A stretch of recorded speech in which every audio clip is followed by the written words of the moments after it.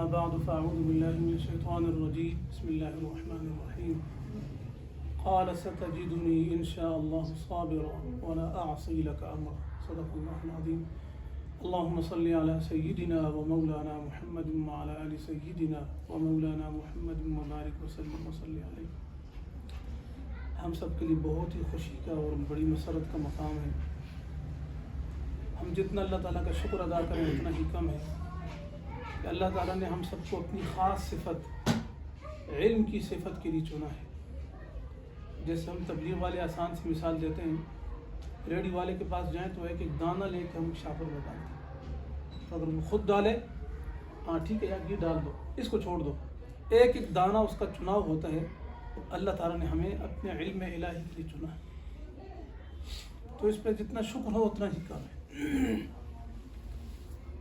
15 پارے کے بالکل آخر میں اللہ جل جلالہ نے 2 عظیم الشان پیغمبروں کا تذکرہ فرمایا ہے.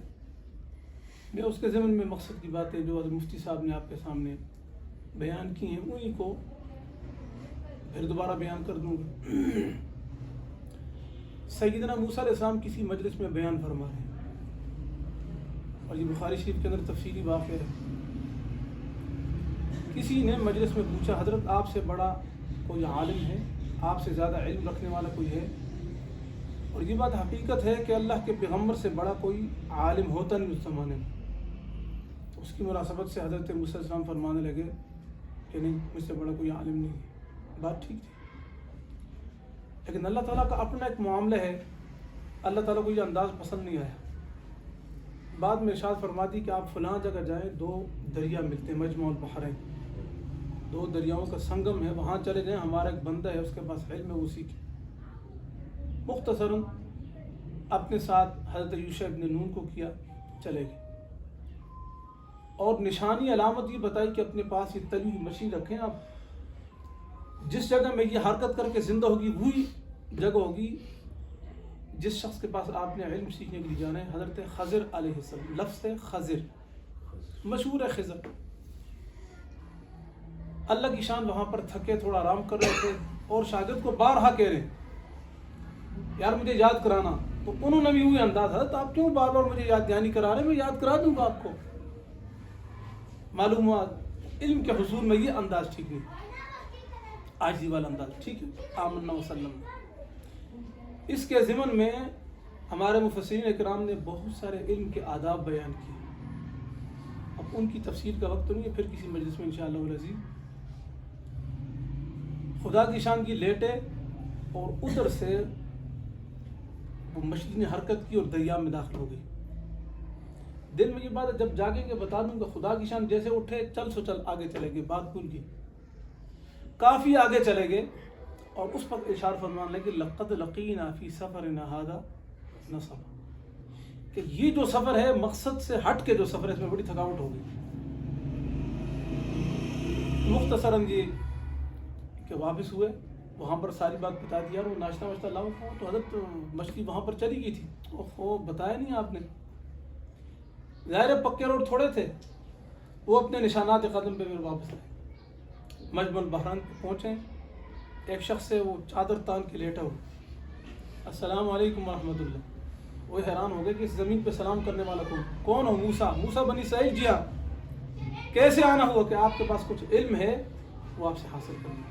وہ تکوینیات کا علم تھا, اور حضرت موسیٰ علیہ السلام کو اللہ نے تشریعات کا علم دیا تھا. انشاءاللہ آگے سب کو بات آ جائے گی, یہ گزری ہوگی. وہ فرمانے لگے کہ میں نے آپ سے کچھ سیکھنا ہے. اس پہ حضرت خضر علیہ السلام نے فرمایا کہ لن تستطیع معی صبر, آپ میرے ساتھ ٹھہر نہیں سکو گے. ظاہر یہ تکوینیات کا علم ہے, آپ کے پاس شریعت کا علم ہے, تو عجیب و غریب قسم کی باتیں آئیں گی, آپ پھر ٹھہر نہیں سکیں گے. تو حضرت موسیٰ علیہ السلام فرمانے کہ ستجدنی انشاءاللہ صابرا, اللہ نے چاہا تو آپ مجھے جمنے والے پائیں گے, صبر والے پائیں گے. یہاں سے معلوم ہوا جو بھی علم سیکھنے کے لیے جائے ٹھیک ہے جی, صبر ہوگا ہر معاملے میں. ولا اعصی لک امرا, آپ نحو بھی پڑھ چکے ہیں, یہ امرا نکرہ تحت النفی. حضرت کسی مسئلے میں نافرمانی والی بات آپ نہیں دیکھیں گے, آمنا وسلمنا والی بات ہے. یہ جو مفتی صاحب آپ کے سامنے ساری باتیں ارشاد فرما رہے تھے اسی کے ضمن میں کہ ہمارا آپ کے ساتھ معاہدہ ہے لا اعصی لک امرن، جو بڑوں کی طرف سے طے ہے آمنا وسلم، چشمے میں روشن دل ماشاء اللہ، اس میں برکت بھی ہوگی۔ اس پہ سیدنا خضر علیہ السلام نے کچھ شرطیں لگائیں، آپ نے کچھ مجھ سے پوچھنا نہیں ہے، لا تسألنی عن شیء۔ یہاں سے علماء یہ بات ارشاد فرماتے ہیں کہ کسی ادارے میں آپ سیکھنے کے لیے جائیں تو وہ شرطیں لگائیں تو یہ قرآن سے ثابت ہے، حدیث سے ثابت ہے، تو یہ ساری چیزیں قرآن و حدیث کے تحت ہیں، ان سے ہٹی ہوئی نہیں ہیں۔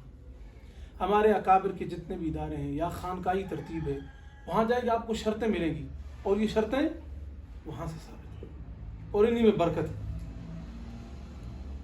حصول علم میں جو بڑی چیز ہے، بڑی شرط ہے، وہ ہے نیت کی درستگی۔ ہمارے حضرت شیخ فرمایا کرتے ہیں نیت امام عمل ہے۔ مثال کے طور پہ یہ ہے محراب، تو امام سب سے آگے کھڑے ہوں گے، کوئی آدمی بھی باجماعت نماز میں امام صاحب سے آگے ہوا اس کی نماز نہیں ہوگی، امام سب سے آگے ہے۔ نیت بھی امام عمل ہے، کیا مطلب؟ کتاب لینی ہے، کاپی لینی ہے، قلم خریدنا ہے، مدرسے میں آنا، ان تمام سے ایک اور ہے امام جس کا نام ہے نیت۔ تو سب سے پہلے نیت ہوگی، اس کے بعد سارے اعمال ہوں گے، مدرسے میں آنا، فارم فل کرنا، اسباق میں شریک ہونا، ساری شرطیں خوب، یہ ساری چیزیں بعد میں، سب سے پہلی چیز نیت۔ کیا نیت؟ یا اللہ اس ساری محنت کا مقصود آپ ہم سے راضی ہیں، اس ساری محنت کا مقصود یہ علم الہی ہمیں آ جائے، اس سارے علم کا مقصود یہ عظیم الشان تعلیمات ربانیہ اسلام کی شکل میں یہ پھیل جائیں، اس ساری محنت کا مقصود کہ جو علم الہی ہمیں نہیں آتا، ہمارے اور بہت سارے دوستوں کو نہیں آتا، ہم سارے کے سارے اس سے مزین ہو جائیں۔ اس ساری محنت کا مقصود، اس کی نیت ہماری آخرت سنور جائے، اللہ کو راضی کرنے کے طریقے معلوم ہو جائیں اور اس طرح ہم اللہ کو راضی کریں، یہ نیت ہے۔ کوئی اور نیت ہوگی پھر وہ فائدہ نہیں ہوگا۔ یعنی کوئی آدمی اپنے جوتے کو صاف کرتے ہیں گندے کپڑے کے ساتھ، یا ایسے فالتو سب کے پاس ٹیشو پیپر پڑا ہوا ہے تو ٹھیک ہے، لیکن اپنے قیمتی امامہ ہے سر پہ یا ٹوپی ہے، اس کے ساتھ جوتے کو صاف کرنے کی کون سی تک بندی ہے؟ علم کو حاصل کر رہا ہے اور نیت اتنی گھٹیا رکھ رہا ہے دنیا کی، یہ ساری چیزیں ضمن میں آ جاتی ہیں۔ وہ جیسے ہمارے تبلیغ والے مثال دیتے ہیں نا، کروڑ میں لاکھ آتا ہے، 10,000 بھی آتے، 1,000 بھی آتے، لیکن ایسے نہیں کہ آپ کے 100 کے نوٹ میں 5,000 آ جائے۔ آپ بڑھیا سے بڑی نیت کریں گے، چھوٹی چیزیں خود ضمن میں آ جائیں گی۔ نیت ہماری اونچی ہو، اللہ تعالیٰ نیت پہ سارے کے سارے اعمال کا دار و مدار اس نیت پہ ہے، اسی پہ اللہ تعالیٰ مرتب فرمائیں گے۔ تو انما الاعمال بالنیت، جتنی نیت ہماری بڑی ہوگی اللہ تعالیٰ عمل کا اجر بھی اتنا بڑھیا ہوگا۔ دیکھیں ایک آدمی ہے نا، وہ نیت کرتے ہیں کہ میری گھر والی ٹھیک ہو، اس کو اتنا اجر ملے گا۔ کوئی یہ نیت کرتے میری اہلیہ بھی ٹھیک ہو جائے، میرے 2 بچے بھی ٹھیک ہو جائیں، تو اتنا اجر ملے گا۔ ایک آدمی اپنی نیت جتنی وسیع رکھے گا اجر بھی اتنا ملے گا۔ تو نیت ہم سب کی، اور بار بار اس کو ٹٹولیں، اس کی تصحیح۔ اور دوسری چیز یہ ہے کہ جیسے مفتی صاحب فرما رہے تھے کہ ہمارے سبق میں ناغے والی بات نہیں، ہمارے استاد یوں مثال دی گئی، چھوٹی چھوٹی کڑیاں اس کی، چھوٹی چھوٹی، ان تمام کے مجموعے سے ایک چین بن گئی اور گڑی بازو پہ سج گئی۔ ایک چھوٹی سی کڑی کو آپ پلاس کے ساتھ نکالیں تو یہ گڑی بازو پہ نہیں سجے گی، رب ٹوٹ گیا نا۔ آپ یوں سمجھیں آپ کا جو سال کا دورانی جتنے ماہ بھی ہیں، یہ ان کڑیوں کا مجموعہ ہے۔ ایک دن کی کڑی کو آپ نے نکالا تو وہ جو مزین قسم کی خوبصورت چین ہوگی وہ متاثر ہو جائے گی۔ میں نے حضرت امام ابو حنیفہ رحمہ اللہ کے ملفوظات میں دیکھا، وہ فرمانے لگے امام یوسف رحمہ اللہ کو آپ بہت کم ذہن تھے، ذہن آپ کا بہت کمزور تھا، لیکن آپ کو اللہ نے بہت بڑھایا ہے، بہت آگے اللہ آپ کو لے گیا۔ آپ کی ایک کثرت ملازمت، یعنی تسلسل سے سبقوں میں حاضر ہوئے۔ الحمدللہ مجھے بہت خوشی ہوئی، مفتی صاحب نے اپنا اظہار کیا، اور یہ گناہگار الحمدللہ ثم الحمدللہ، کیا سکول کا دورانیہ، کیا تجوید کا دورانیہ، کیا حفظ کا دورانیہ، سارا درس نظامی الحمدللہ آپ کو ناغہ نہیں ملے، الحمدللہ، کہ اللہ کا خصوصی فضل، اللہ کی خصوصی مہربانی۔ تدریس میں بھی ترتیب ہے، بیماری ہوتی ہے, مشقتیں ہوتی ہیں, لیکن یہ کہ برکتیں بھی ہوتی ہیں. اس میں یہ بھی لکھے نا یہ لقد لقینا من سفرنا ھذا نصبا, کہ بڑی تھکاوٹ ہوئی. معلوم ہو علم کے حصول میں تھکاوٹ بہت زیادہ ہوگی. جتنی مشقت ہوگی اللہ کے ہاں سے اتنا ہی علم ملے گا. جس عبادت میں آپ کو زیادہ تھکاوٹ ہو, زیادہ مشقت ہو, زیادہ بے آرامی ہو, اس میں آپ کو اجر بھی زیادہ ملے گا. جتنی راحت ہوگی تو اجر پھر کم ملے گا.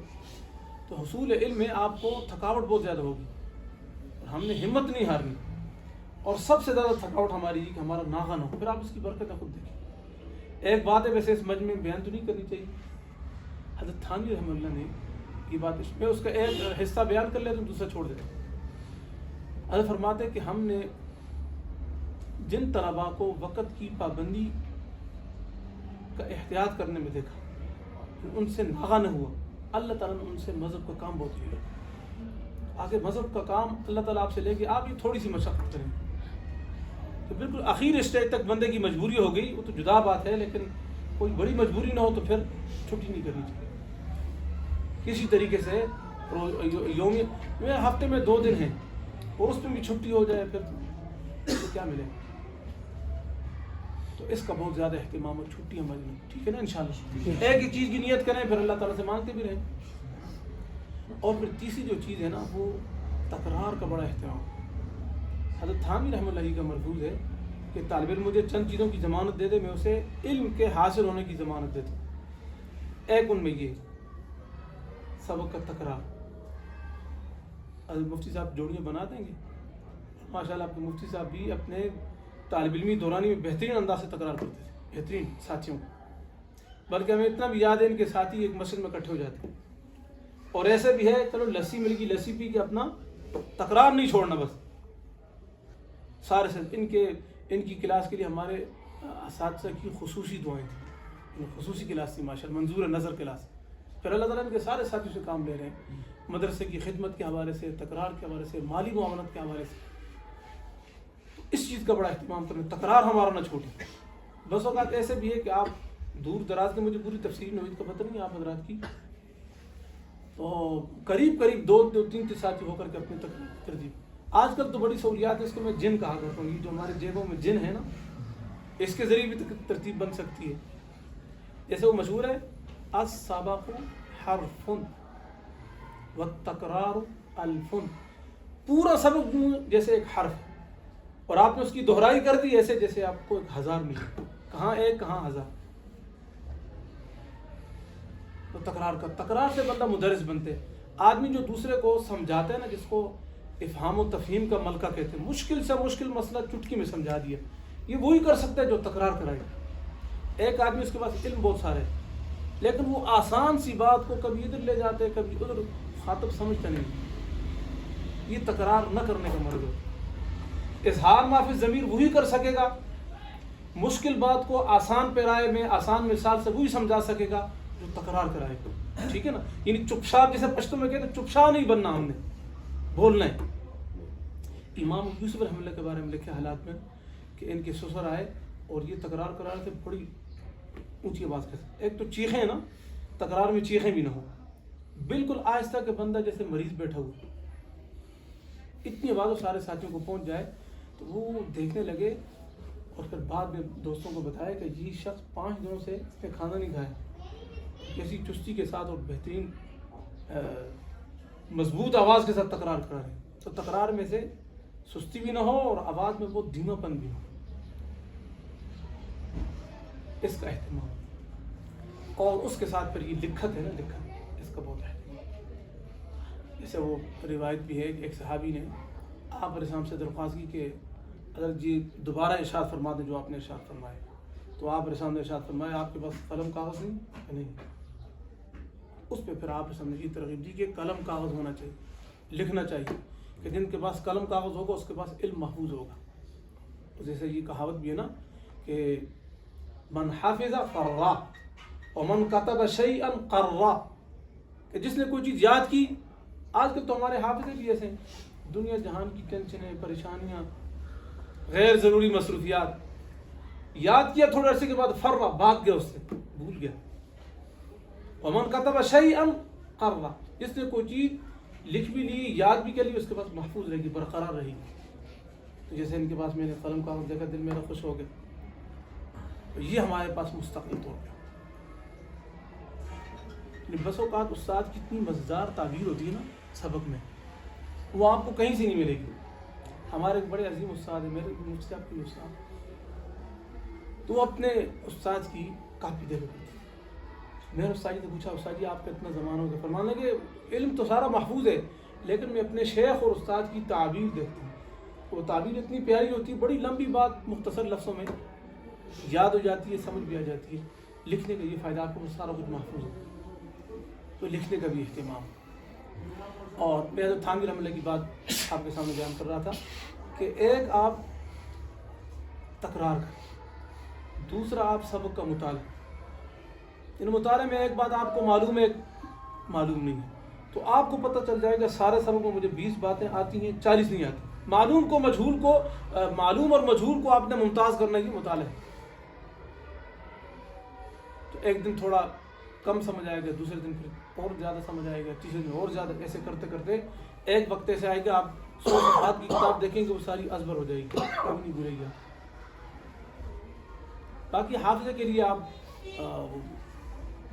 موقع بموقع علماء سے پوچھتے رہیں. ہم بھی آپ کی رہبری کرتے رہیں گے کہ حافظہ کن چیزوں سے تیز ہوتا ہے اور کن چیزوں سے کمزور ہوتا ہے. تو ایک اس کا اہتمام مطالعہ.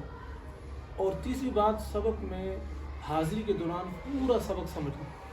اب سبق ہو رہا ہے بات نہیں سمجھائی دماغ میں رکھ لی کہ یہ بات مجھے سمجھنی ہے یا اشارہ کر لیا لائن نمبر 3 مثال کے طور پر یا وہ عبارت پہ چھوٹا سا پنسل سے اشارہ کر لیا. مقصد میرا دماغ اس سے ہٹ جائے اگلے سبق کی طرف ہے.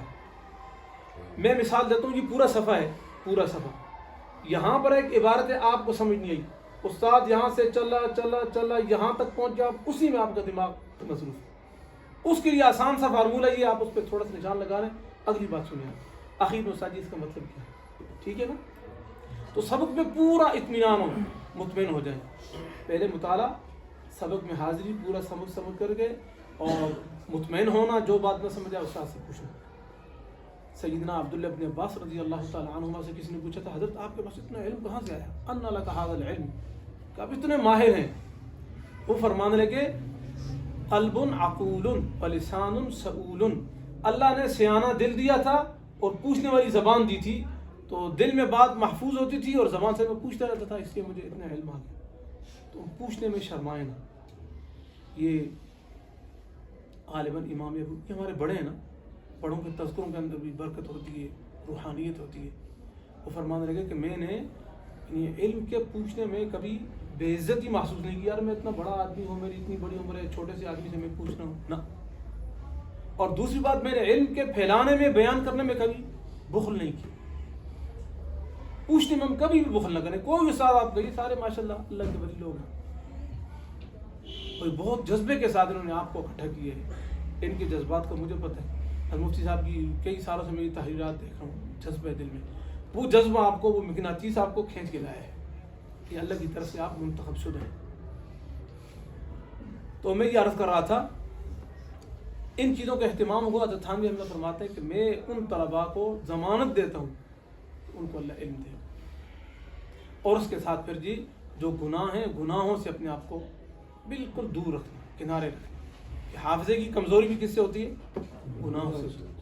جیسے کہ اللہ والے لکھتے ہیں نا کہ آدمی کی آنکھ جو نہیں برستی نا رونا نہیں آتا کہ دل کی سختی قساوت قلبی کی وجہ سے. اور دل سخت ہوتے اللہ کی معصیت سے خدا کی نافرمانی سے. جس کو ہمارے بڑے یوں مثال بھی اس کی دیتے ہیں. ہم ذمہ دار لوگوں کے گھروں میں وہ برتن ہوتے ہیں پشتو میں توڑے کہتے ہیں اس کو توڑے. ہم اس کو کٹوار بھی کہتے ہیں کلوٹی بھی کہتے ہیں. ان کو میں ذہن میں آ گئی نا آج کل خیر وہ پترے کی بنی ہوتی ہے مٹی کی بھی ہوتی ہے لکڑی کی بھی ہوتی ہے. تو اس توڑے کے اندر بہترین قسم کا دانہ ہے مکی کا ہے گندم کا ہے چاول کا ہے لیکن ساتھ اندر چوہے بھی گھسے. تو بعض دانوں کو کھا لیں گے بعض دانوں کو مس کریں گے ان کو خراب کر دیں گے. بس یہ آسان سی مثال ہے کہ ادھر علم الہی اندر جا ہے اللہ کی نافرمانی کا چوہا میں. نماز کا اہتمام نہیں ہے یہ نافرمانی اس کا چوہا گھسا ہے.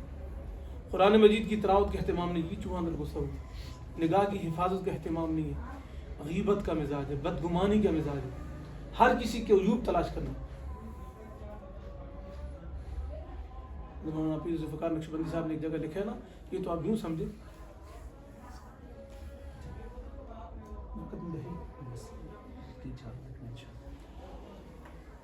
کہ یوں آپ سمجھیں جیسے کہ شہد کی مکھی وہ پھولوں میں بیٹھتی ہے، وجہ اس کے اندر خوشبو ہے، وہ ظاہر میں بھی خوشبو والی معطر چیزوں کو دیکھتی ہے، یہ اس کی علامت ہے. اور دوسری مکھی، گندی مکھی، آپ کا سارا بدن ستھرا صاف ہے، یہاں پر چھوٹا سا پھوڑا ہے، یہیں پر آ کے بیٹھے، یہاں زخم ہے، یہاں آ کے بیٹھے گی. اس کے باطن میں گندگی ہے، وہ ظاہر میں گندگی دیکھ رہی ہے. تو کوئی آدمی کسی کی اچھی خوبی دیکھ رہا ہے، اس کا مطلب اس کا اپنا باطن اچھا ہے، وہ سوچ رہا ہے. اور کوئی آدمی دوسرے کے عیوب دیکھ رہا ہے تو یہ سمجھ جائے کہ میرے اندر گڑبڑ ہے.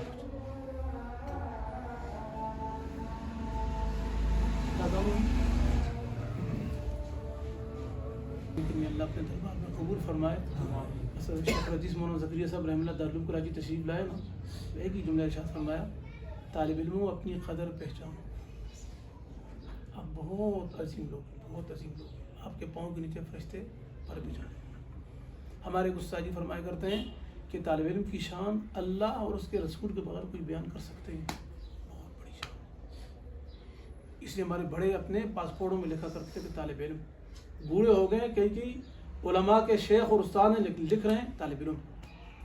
طالب علم کی شان بہت بڑی. اللہم صلی علی سیدنا محمد.